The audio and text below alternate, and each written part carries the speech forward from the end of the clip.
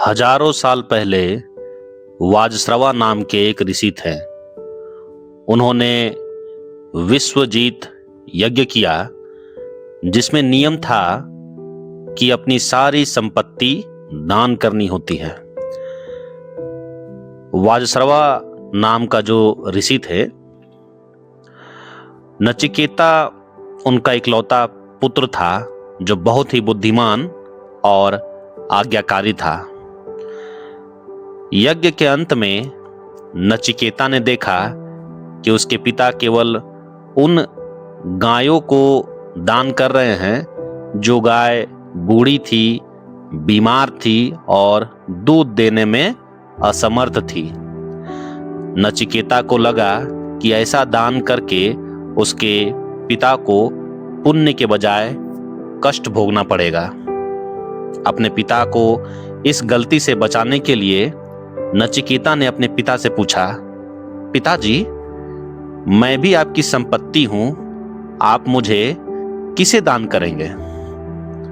पिता ने पहले तो ध्यान नहीं दिया, लेकिन जब नचिकेता ने यही सवाल बार बार पूछा तो ऋषि ने क्रोध में आकर कहा, जा, मैं तुझे यमराज को दान करता हूं।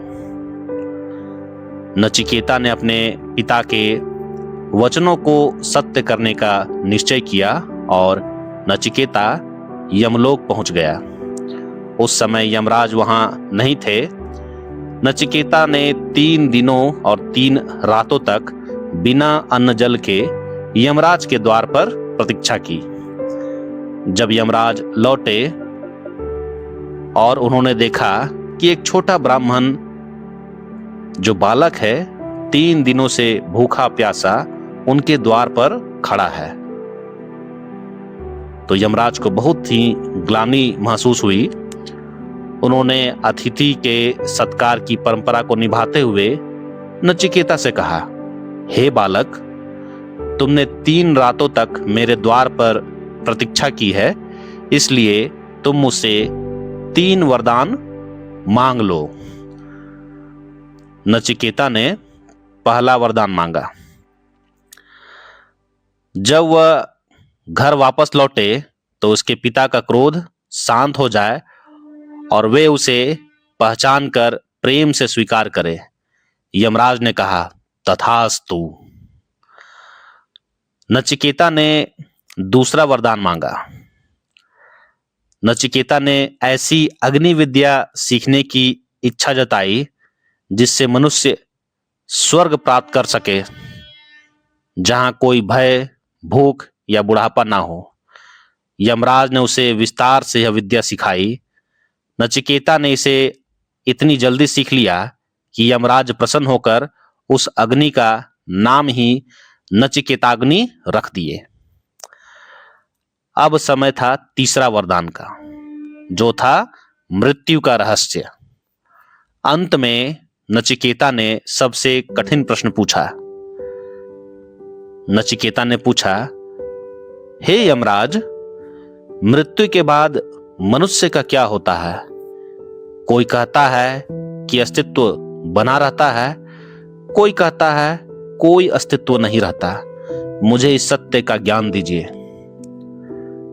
तीसरा वरदान सुनकर यमराज सोच में पड़ गए। उन्होंने नचिकेता को बहलाने की बहुत कोशिश की और कहा, यह प्रश्न तो देवताओं के लिए भी कठिन है। तुम इसके बदले लंबी आयु, अपार धन दौलत, सुंदर स्त्रियां और पूरी पृथ्वी का साम्राज्य मांग लो, पर यह प्रश्न मुझसे ना पूछो। लेकिन नचिकेता टस से मस नहीं हुआ। उसने कहा, हे देव, ये सब सुख तो क्षणभंगुर है, नाशवान है। इंद्रियां एक दिन थक जाएंगी और अंत में मृत्यु सबको लील जाएगी। मुझे केवल उस अविनाशी सत्य को जानना है। नचिकेता की ऐसी दृढ़ता देखकर यमराज ने उसे परम ज्ञान दिया।